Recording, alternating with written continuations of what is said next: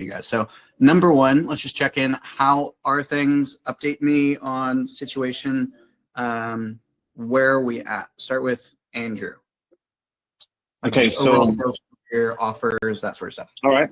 So my offer last week had a really good week. Well, comparatively, I'm taking like 10, 12 calls a week. Last week I closed 4, so that was pretty awesome. I wish I could close 4 every week. It's really low volume. Like so far, I've had 3 calls this week. Okay. I got 1 call scheduled tomorrow. I'm trying to be patient, like to really dial in. Like I want to get to a point where I can consistently close at least 50% of my offer, and then I'll try, looking to bail. I'm excited about this Saturday's sparring session, so I feel like that's going to help me. Are you pulling leads when you don't have them booked in? Like, are you able to outbound? Well, we've got the appointment setters, and I feel like I'd probably be stepping on their toes or like doing things so that it ends up looking clumsy. Yeah, because they reach out really well. Okay. I would talk to your sales manager and ask him if you can outbound in order to fill your time, because he honestly, if you're hired on as a closer, depending on his demeanor, he may let you, and he may even allot some leads to you from the setters, which if you have free time, make more money, like go and get it. I would say if I were in your position, I would already be doing it, and I'd be like, fuck them. I will do it until they tell me not to do it. If they tell me not to do it, then I'll have a conversation with them about how I can do it. Like, absolutely fill the time, make more money. Like, if you don't go for it, nobody's going to give it to you, if that makes sense. Got it. Yep, absolutely. Okay, cool. And are you asking for referrals? I'm not asking for referrals, but with the marriage coaching, it's like, hey, do you know a guy whose wife is about to leave him as well and would need some help with us? Like, would that be the way to go about it? Yeah, probably. Okay. All right. So I'm going to start checking in with my guys. Yeah, you don't know if you don't ask. Now, you can soften it a little bit. Be like, is there anybody that you know that might also be struggling with similar things that you are? Like, have you been talking to anybody about this that we might also be able to help? Because it's all about us being able to help them. It's about people that are going through the same things. It's like community building. It's not as much like, hey, someone else who sucks ass and their wife wants to leave them, right? You don't necessarily want to do that. But yeah, we're all going through this together. We help people with this all the time. We're confident in our results. Who else can we help? Okay. All right. Sounds good. I'm going to have that chat. Thanks. There's 2 things: outbound referrals, and good work. Angel. All right. Good stuff, man. And with the homework, like doing it every week. And that's it. All right. Good. Angel. Yeah. So for me, I started the month out really hot. I've kind of declined quite a bit. Why is that? I don't know. When I think about it, it's like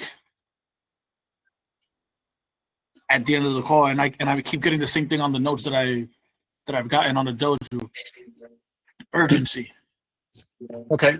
Right. So I'm really trying to figure out how to set the tone on that end. Okay. I feel like my discovery has been good, and I've gotten that feedback on the Dojo as well. Like, good discovery, good emotional connection. But then price drop, and it all goes. Go for it at the end. You can't be afraid. You can't be afraid to not go for it. That's Shadow Angel coming out, right? The people pleaser. Yeah. And the thing when I dropped, like for example, I had a call today. And I was pushing. I mean, I held back. Okay. I don't know if it was a good thing or a bad thing. The thing is, like, I try to prevent my angel self to come out fully. As Andrew and Vicky the other day were role playing, they're like, bro, you're very intense. Like, it's kind of scary. And I'm like, I don't want that to show up on the call. But he's telling me, all these great things. He has a business, whatever. And now he's like, yeah, I can't do it. There's no way. I only make $20,000 a year right now. Which he's like, my company, I'm paying $2,000 a week on something. And I'm like, yeah. What are you going to pay on lawyers? What's your priority? So I'm objection handling him to that point, but I'm not really telling him, like, I did tell him, I'm like, well, the reason why you're here, like you mentioned, right? You focus so much on the business and neglected the home. He's basically doing the same thing now, and he's telling me there's no way that he can squeeze $350 a month on a payment plan. Let me give you one question that will probably allow you to not only just keep the deal moving forward and help somebody pass that, but will also unlock your ability to just be yourself for a moment. So I'll put that to the side. I'll tell you that in a second. Principle number one, it is very rarely a good thing to suppress who you are in the way that you, your thoughts, your emotions, your patterns in general, very bad. Do not suppress anything. Do not hold back. Now, there's a difference between who you are and who your shadow is, right? Who you are, you care about people. And that comes through even when you're intense. However, your shadow can get angry on one side, and your shadow can get too passive on the other side. Are you still with me? You look a little frozen, but I'm making sure. Okay, cool. Yeah, I'm totally with you. Okay, I saw your nod. We're good. So allow the real you to come out that believes in people, that wants the best for them, that wants to coach them, that wants to help them, wants to impact them, but also knows that they need to take their own steps. But do not allow your shadows, either end of the spectrum, too passive or too aggressive, to come out, because your shadow only cares about you. Your shadow doesn't care about them. So that's the key difference. Do not suppress you, but don't give in to your shadow. Does that make sense? It does. Now, the question that you can use is, what's the alternative? What's the alternative? Say they're talking to you and you get to the point where they're like, dude, I just can't do another $350 a month. What's the alternative? So they feel like they can't do the money, but then when you say what's the alternative, they feel like they can't continue down the path they're on. So like, which one do you want? That will help you continue things forward, and it will allow you for a moment to just step into like that more aggressive thing. But obviously with love, with their favor. So you can say something like, if you feel like you want to get a little more aggressive, add this line in. Can I turn the kindness up a little bit? Just add that. So what's the alternative? Can I turn the kindness up a little bit, Mr. Prospect? Yes. What the fuck are you doing? This is like the easiest choice in the world. Are you kidding me? Like, how much do you love your wife? How much do you love $350? Is it even close? No. Like, wake up. Let's go. We're doing this now.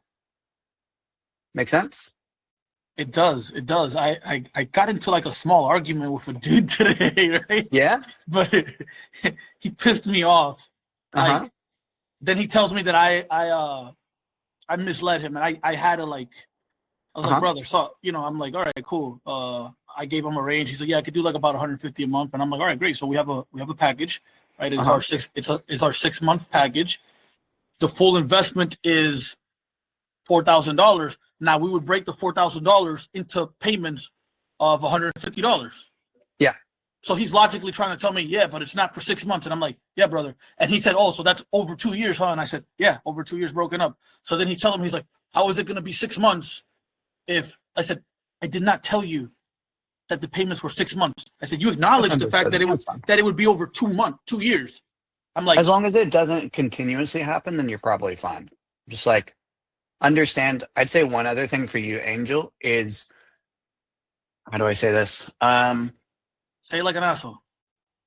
No, I'm saying it in a way that I know you'll get it, because like it's a jumble in my head. I have my own context. I need to give you your context. So when you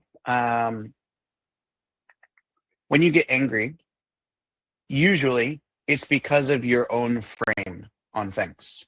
It's because you're looking at their life through your lens, which is 100% normal and completely natural, and every human being automatically does this. It's the only thing that human beings can do, actually.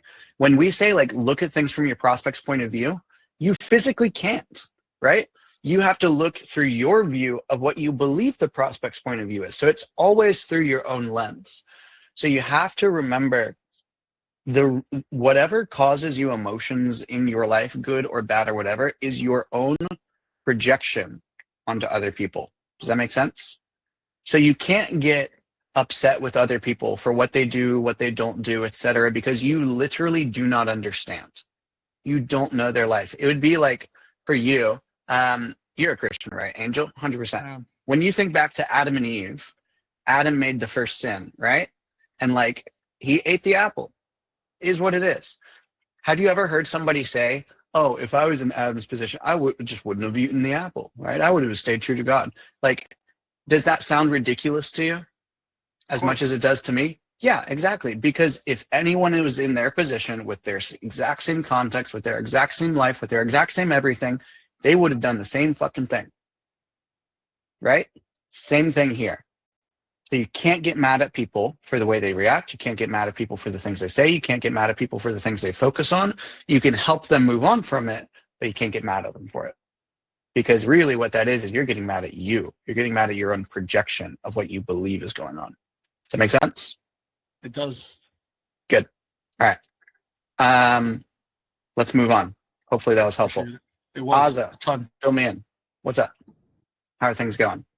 I know you've been a little under the weather.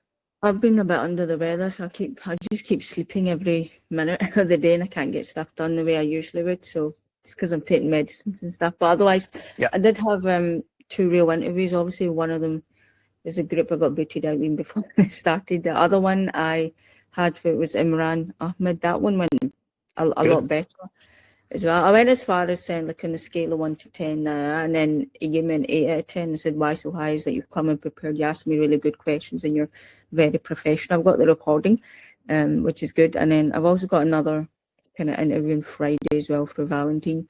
Funnily enough, I had someone reach out to me today. He used to work at Legendary. He's an Andy Elliott's big offer, and for some reason I sensed that he was hiring. This guy never reaches out in his whole entire life. Something's up. And then I said as a joke, "Were you hiring?" Lol, wink, wink. And then he's like, "I'm actually hiring. That's why I reach out in the next week or 2. And I was like, "Okay." I was like, "I'm definitely open. Just let me know, like, what's the details, what needs, etc." Because he knows I was from Legend when he was there. And then who is it? Yeah, Ollie Cook. His name is. Okay, I don't think I know that person. That's okay. Yeah. So but that's why I was so I didn't expect that. I was like, when you admit certain might be a really good opportunity. Yeah, I don't think it's for Andy Elliott, but he works for Andy Elliott because I've got a bigger opportunity to manage an offer, bigger offer, and then I was like, that's cool. Nice. And then he's like, "I'm actually looking to hire people. That's how I was reaching out to in the next week or 2. So, and then Miranda was supposed to have an offer on a trading anyway, so that's a kind of there. Got a few, and then did my mocks as well. The only challenge, like I said, with the viral is infections caused me, like, I know I need to update my 2 parts of homeworks, which I will get around to it. Is the continuation of posting and stuff, which is on my to-do list, and to make that continuously, and also just to put the voice notes of the outcomes of each interview, because I've done the mock and the real ones. I just need to update it, and then that's me, and then keep continuing. So that's a good thing. And the morning routine is going very well as well, by the way. So that's one another good. Just amazing.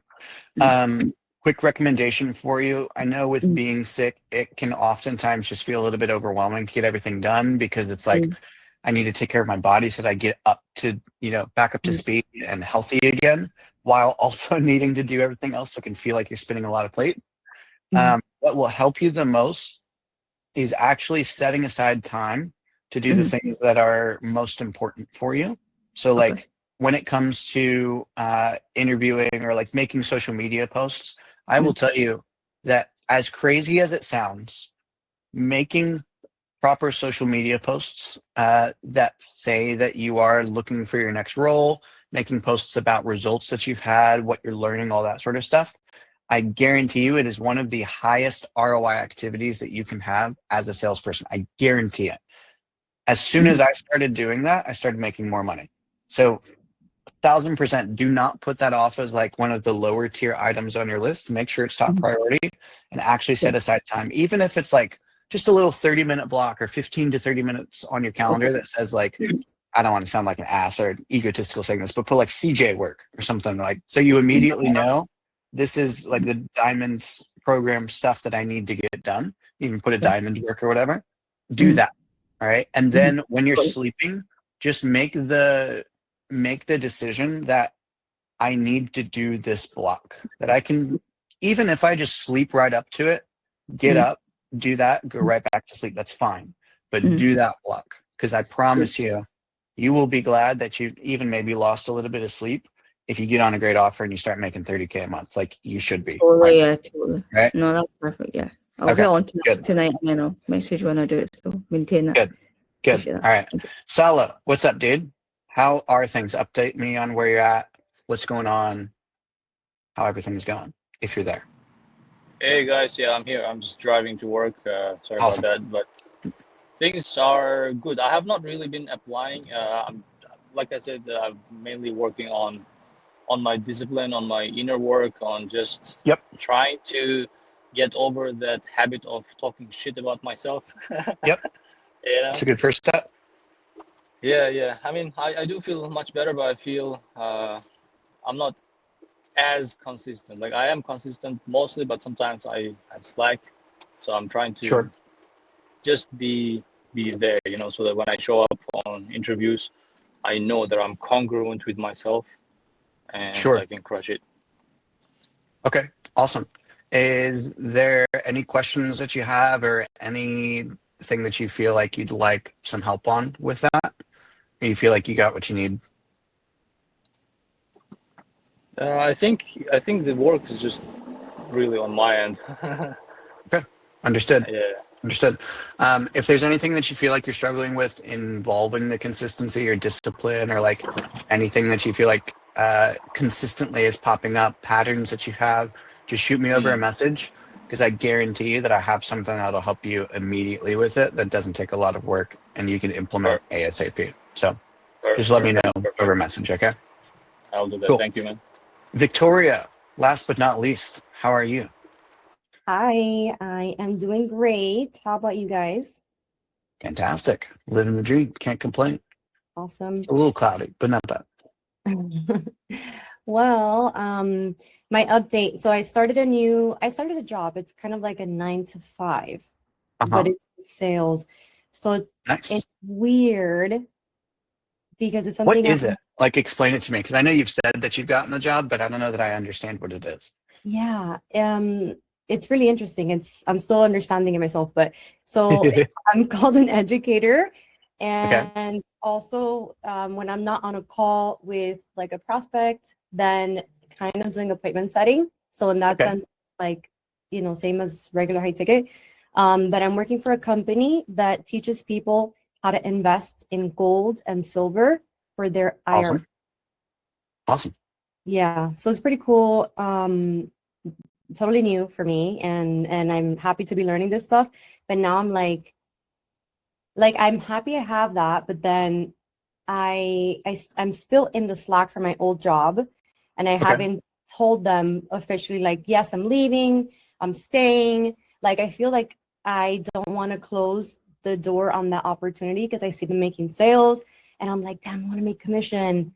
But then when I was there, it was slow. So I'm kind of like, I'm having FOMO, shiny object syndrome right now.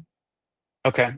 So you're saying this high ticket job that you were in, you haven't officially like closed the door. You just said that you're not available to take calls, or what have you told them exactly? Yeah, it's really weird because the manager that's there now, he's new. He started in like December or something. And I know he's managing different offers.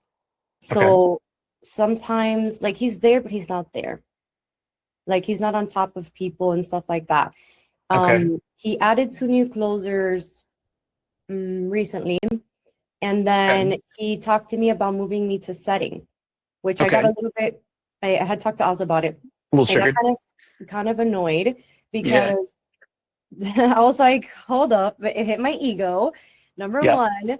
And then number 2, that I didn't have any warning. He never said, hey, let's work on, I don't know, your numbers, KPI, anything. And other people that got hired, like other closers hired by different people on the offer, actually have weekly trainings, monthly check-in to work on blah, blah, blah. So I was like, I don't know if I just started to find those things because I'm just pissed and I just want to like tell them to go F themselves, or sorry, my emotions are all over the place. I'm just like being honest, you know what I mean? I'm just like, I'm frustrated with that. That's good. Yeah. Frustration usually is a productive thing if you allow it to be. So this is something that a lot of people don't realize. Number one, it is totally okay to be angry and frustrated. Like if you look at, here, I'll show you, let's see here. You pull up an image, blah, blah, blah, blah, blah. And share screen, back to this tab. Okay. Can you guys see this? Let me pull this up here. Yeah. Okay. I see it. Map of consciousness. Okay. So if you look at anger, it's actually not at the very bottom, which is interesting. Now, I'm not saying that you were maybe in the red or anything, but I bet that you were in a state of desire. Desire means that you have a goal that you really want to go and achieve, right?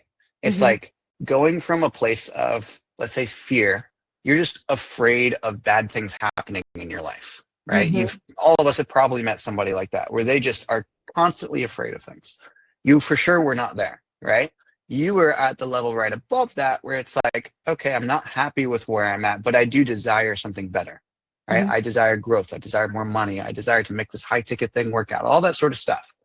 And then now you are potentially in the stage of anger with somebody for doing something that maybe didn't go along with the desire, which is fine. That is a step above. So don't judge yourself for being angry. Don't like even apologize for being angry in any way. You're moving forward. All right. This is where a lot of people just kind of get it wrong. Why, Angel and I said, don't suppress the emotions. I saw, Vicky, when you put mind blown, that's exactly why, because that's exactly what you're going through. So don't get mad at yourself. Don't feel like it's wrong to be angry. In fact, I would just be fucking angry. I would like go take it out on something, go hit a punching bag, or like go tell somebody that you're fucking pissed off, right? Maybe not tell someone, because then they tell somebody that can handle it. You can tell me you're pissed off. It's fine. We'll get on another call. But let that go. And then you can move on to your next state, which is then actually getting into a little bit of pride is probably where you are as well right now. Just feeling like I'm better than being a setter or something like that, right? And so then the next step from there is courage, which is fantastic. Courage is usually where people make a big exponential jump in their life. Like the graph completely changes. It's right at that angle where it goes from, a little bit of change to immediately you see a big result. So this is good. It's fantastic. It's the beginning of something incredible, and I'm excited to see it. Awesome. Now, tactically with the situation, I think that you are right to not necessarily let go of the old opportunity. But what I would do is figure out how you can do it in addition to your, quote unquote 9 to 5, right? Your W-2 job. So maybe it's during the day, if you're at your W-2 job and you've got some leniency with your schedule, use it to outbound some people and get some deals done. If you've got some time later in the day that you're not using productively, or you're not getting closer to your goals and you're willing to use it for getting closer, then do it, right? I'm not saying that like don't spend any time with your significant other, or like don't go out and have fun or anything like that. But when you're feeling it, use it. So for me, what I do is I have blocked off for work 8 a.m. to 5 p.m. every day. I have an hour break in the middle, but 8 a.m. to 5 p.m.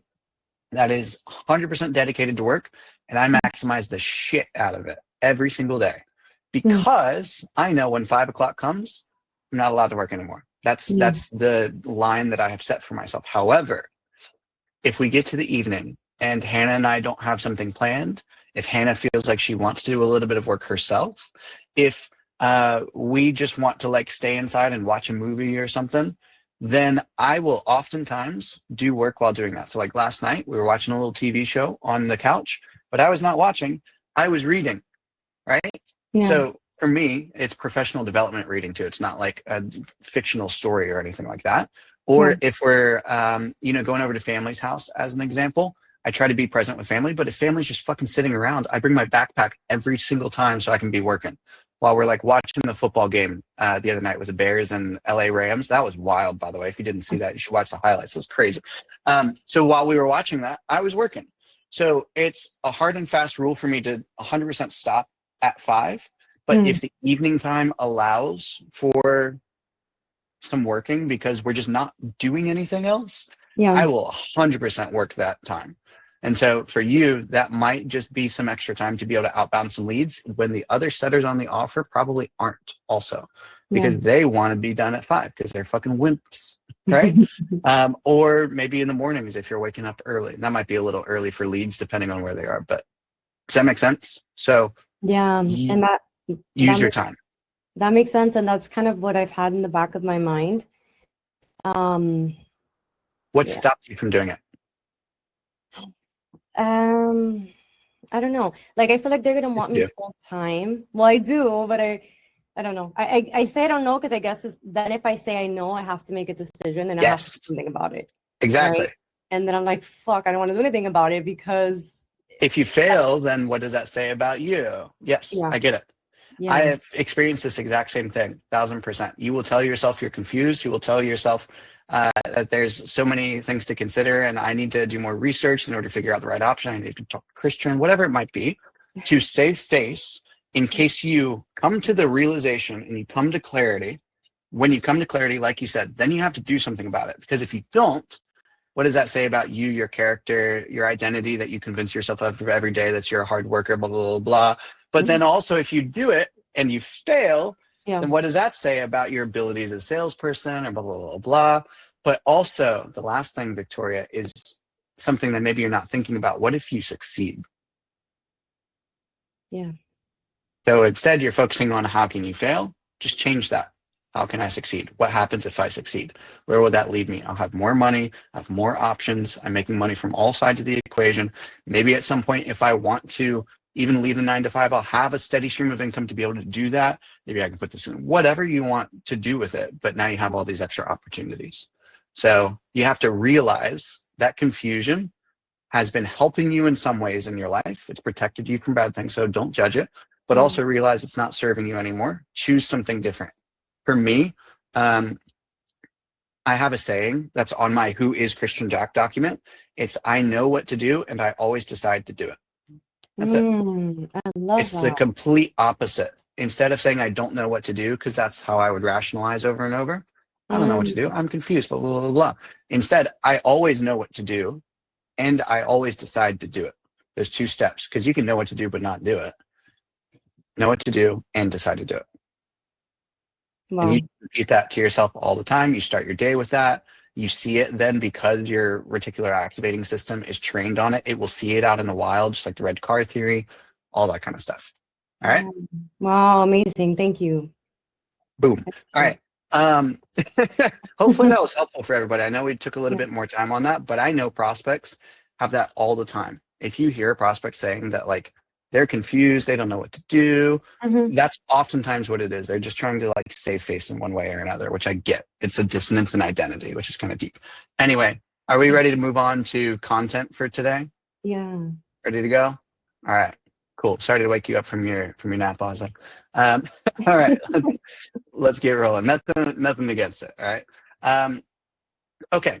So I want to explain to you guys, we are in basically month 2, where month 1 was all about offers, getting on offers, interviewing for them, all that kind of good stuff.